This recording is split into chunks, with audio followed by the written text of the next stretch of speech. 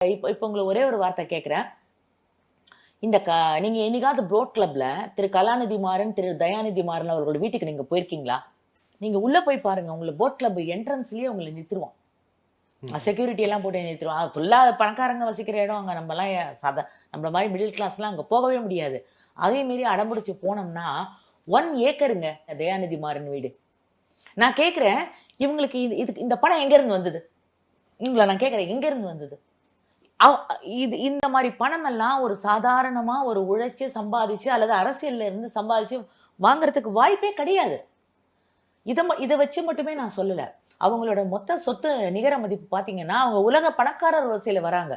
தயாநிதி மாறன், கலாநிதி மாறன், திரு B Chidambaram, திரு கார்த்திக் சிதம்பரம், இவங்க எல்லாம் வராங்க. சோனியா காந்தி, இவங்க எல்லாம் வராங்க. ஓகே, இப்படி வரும்பொழுது நான் என்ன கேட்கிறேன்னா, இப்படிப்பட்ட ஒரு மிகப்பெரிய பணக்காரர்கள் ஜனநாயகத்துக்கு அச்சுறுத்தலா? இமெல்டா மார்கோஸ் மாதிரி இருக்கிறாங்கன்னு நான் சொல்றேன். அவங்கள நீங்க என்ன சொல்றீங்க? பாரத பிரதமர் மோடி அவர்கள் ஹிட்லர் மாதிரி. அவர் எப்படிங்க இருக்கிறதுக்கு வாய்ப்பு இருக்கு? உங்களை ஒரே ஒரு வார்த்தை கேட்கிறேன், மோடி அவர்களோட அம்மா எங்க இருந்தாங்க? பிரகலாத் மோடியோட வீட்டுல தான் நாங்க. பிரகலாத் மோடியோட வீட்டை என்னைக்காவது நீங்க பாத்திருக்கீங்களா?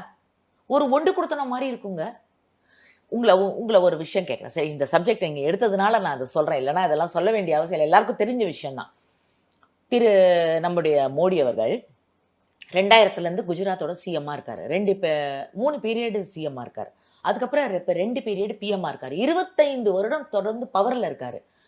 எங்கேயாவது ஏதாவது ஒரு இடத்துல அவருடைய குடும்ப உறுப்பினர்களுக்கு அவர் இந்த சலுகையை பண்ணி கொடுத்தாரு, அல்லது அவங்க அம்மாவை கொண்டு போய் ஒரு மாளிகை கூட கோபுரத்துல உட்கார வச்சாரு, போட் கிளப் மாதிரி ஒரு இடத்துல டெல்லியில வந்து ஒரு பெரிய 1 ஏக்கர் நிலத்துல இடம் வாங்கி அவங்க குடும்ப உறுப்பினர்கள்லாம் அங்க கொண்டு போய் வச்சாரு. நீங்க சொல்லுங்க, மோடியோட ரிலேஷன்ஸ் எல்லாம் எங்க இருக்காங்க? நீங்க சொல்லுங்க. குஜராத்ல தான் இருக்காங்க. குஜராத்ல பாத்திருக்கீங்களா அவங்க வீட்டை? பாத்திருக்கீங்களா அவங்க வீட்டை? இவர் மோடியே ஏறி போவார். ஏதோ ஒரு படிக்கட்டு மாதிரி இருக்கும். அப்படியே ஏதோ ஒரு ஏறி அவங்க அம்மா வந்து ஏதோ ஒரு சாதாரண இந்த மாதிரி ஒரு ரூம் இருக்கும். காலில் விழுந்து ஆசீர்வாதம் அவங்க அம்மா ஒரு 100 ரூபாய் கொடுப்பாங்க, வாங்கிட்டு வருவார். இது நான் 5-6 வருஷம் முன்னாடி வரைக்கும் பார்த்திருக்கேன். இப்ப அவங்க அம்மா இறந்தே போயிட்டாங்க. அவங்க அம்மா இறந்ததுக்கு போயிட்டு ஒரு அரை மணி நேரமோ 1 மணி நேரமோ உட்காந்துட்டு நேரம் வந்து பிரதமர் ஒர்க் பண்ண ஆரம்பிச்சிட்டாரு. கேட்டா அவர் பதில் சொல்றாரு, எங்க அம்மா வந்து நான் வேலை செய்யறது தான் விரும்புவாங்க, என் அம்மாவின் மரணத்தை நான் அரசியலாக்க விரும்பவில்லைன்னு சொல்றாங்க. உங்களை ஒரே ஒரு வார்த்தை கேட்கறேங்க, இதுக்கு நீங்க பதில் சொல்லிடுங்க. இந்த ஸ்டாலின் அவர்கள் அவங்க அப்பாவோட மரணத்தை அரசியலாக்கல? முரசொலி மாறனோட மரணத்துல எவ்வளவு பெரிய அரசியல் இருந்தது?